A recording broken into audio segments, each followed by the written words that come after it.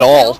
He is trying though. He is definitely attempting with the Lings, bringing the Lings around the side. But not Savior, but FireBatHero is doing a fairly good job of defending the ramp, which is vital when you only have one base. You can't let any Lings get up your ramp, especially well, just off of one base. It's just unfathomable to do that. Savior kind of running in and just, well, running back out with his 2 Scourge, even though the Science Vessel was just right there.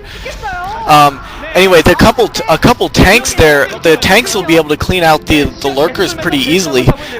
I think Savior probably is going to pull back. Yeah, Savior does pull back. Savior doesn't actually have very many units. It looks like he only has about 4 lurkers and a handful of Lings against at least 2 control groups of M&M and a vessel and a few tanks.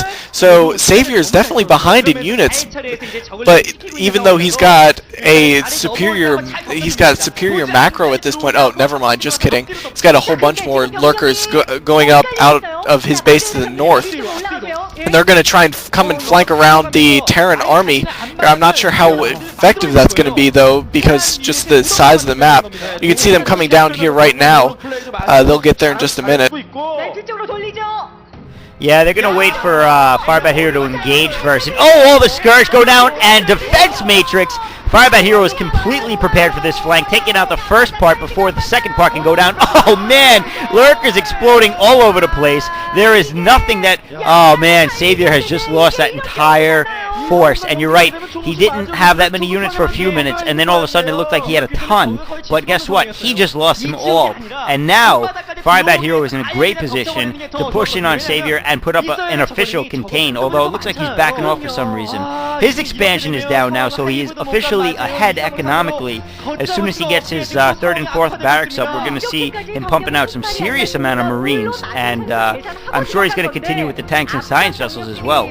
So no irradiate down, just defense matrix. I don't know if that's a little bit of a hit against Savior. I mean, I don't know if he's trying to insult him at all using defense matrix instead of irradiate, but at this point he's being pretty well mannered, I guess. We'll have to wait. And Savior now putting down that expansion in the top left base. FireBatHero doesn't seem to have scouted it yet, although I wouldn't put it against him to scout it very shortly. And he goes in to the front of the base, takes out a couple of Scourge going after the science vessel. Very good vessel control, and he is not letting Savior get anything on him.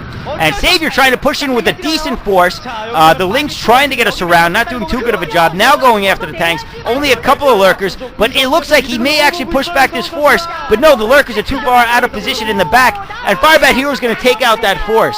Oh man, nicely done by FireBatHero, and Savior is officially in a lot of trouble. I think Savior just doesn't have the mental capability to beat FireBatHero. I mean, as much as I hate to say it, it just seems with this game especially, like his lurkers are just slightly out of position, just enough so that it makes a difference, but not enough so that it's just like a glaring, oh, you suck. But his lurkers and the lurkers going down, and FireBatHero pulls out just in time, and the Scourge is, well, one of the Scourge does hit, but isn't enough to kill the science vessel. And all the Lings die again, and the lurkers are pushed back. So FireBatHero is definitely containing Savior here as much as the map will allow. The map doesn't really allow much in the way of contain because you have multiple entrances to the natural.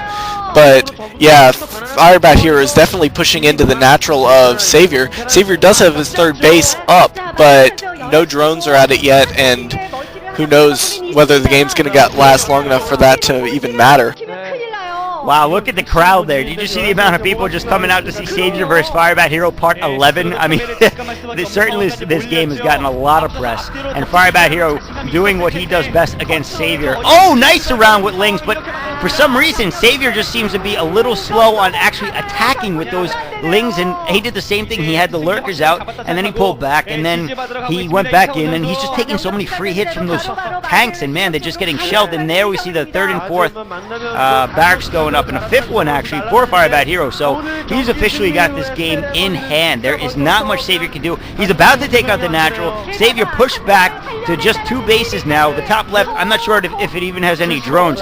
Savior looking pretty cool still, although I think he must realize by now that it's pretty futile for him to win this game. And he's still morphing a ton of lurkers, so he had a decent amount of gas stockpiled, but certainly not enough. I don't know what Savior could have done more. I think he tried to be aggressive, but it was like a fake aggressive. I mean, he went in and he did some Ling harassment, but the first time was with like 5 Lings, the second time was with like 10 Lings, and I mean, really he didn't do enough damage. And FireBatHero now pushing into the main, and oh no, a covert op going down on the science facility. That's going to be trouble. We're going to see some real embarrassment, bad-mannered embarrassment at this point, but that's exactly what I'm looking forward to. And really, it's only going to be Savior's fault. And oh, the expansion gets caught by FireBatHero. He finds it, and Savior in a lot of trouble. And it looks like FireBatHero is actually going to try to delay the game so he can go nukes. He is pulled back from his contain. It looks like he's just doing a little bit of harassment, and his units are just strolling about out in the top left. I mean, he's shelling from afar. He's got his science vessels in place, but he's hanging out back, and oh, GG from Savior. Now the real question is, are we going to see any sort of ceremony from FireBatHero? And Savior knows it. He goes, oh God, is he going to dance? And FireBatHero does not disappoint. Oh no, he won. FireBatHero giving his, oh man, his typical pelvic thrust with a cartwheel, I don't know what spin move thrown in there, to the high 10 to thank his fans, and that's going to be it, folks. What'd you think, Knight? Good game or what? That it wasn't as good a game as I was hoping it'd be, but what I am going to say here is that FireBatHero has been on fire recently. Regardless of how well Savior's been playing, FireBatHero has just been rolling over everybody. He has finally found out how to play TVP, and as we saw in the MSL this last season, and his recent games versus Jaedong and now against Savior were just dominant against Zerg. So he's looking really strong. I'm really curious to see if he's going to be able to progress a little bit farther in the Star Leagues this season, past maybe the round of 8, which is where he got to in the MSL. But yeah, wow. Another thing that's kind of promising is that Savior didn't look like he was completely moping after he lost. He looked up and it just kind of smiled and was just like, because he kind of knew what was coming. But it wasn't like the devastated kind of Savior look that we've seen in the past. It's very promising. Yeah, I agree. I think that Savior did look like he knew it was coming, and he probably knew going into this that, you know, whatever, I'm going to play my best, but I'm prepared that if I lose, he's going to dance. And I mean, FireBatHero, I think only one time I've seen him not dance against Savior, and it was, maybe it was the last time he beat him, when it was almost like he felt bad for him, and he didn't dance. He just walked over, walked out and sat down. And now again, he beat some, I mean, I agree. The game, frankly, was a bit anticlimactic. I was hoping for more, mostly from Savior. FireBatHero, I don't think he disappointed. I think he pretty much had control of the game the entire time. He pushed Savior back into his base, slowly but surely, microing very well, keeping his vessels alive with the exception of one that got scourged. And there wasn't much more to it than that. I mean, he played very standard, great StarCraft, except for the fact that he was going for a covert ops at the end, but Savior was not going to have it and let us see it.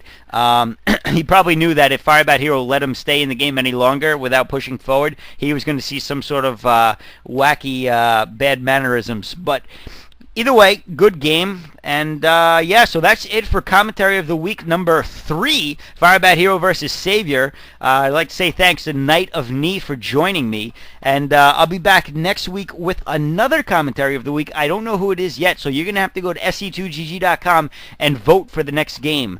I also don't know who my guest commentator is going to be yet next week. We'll have to find out, and you'll have to wait and see.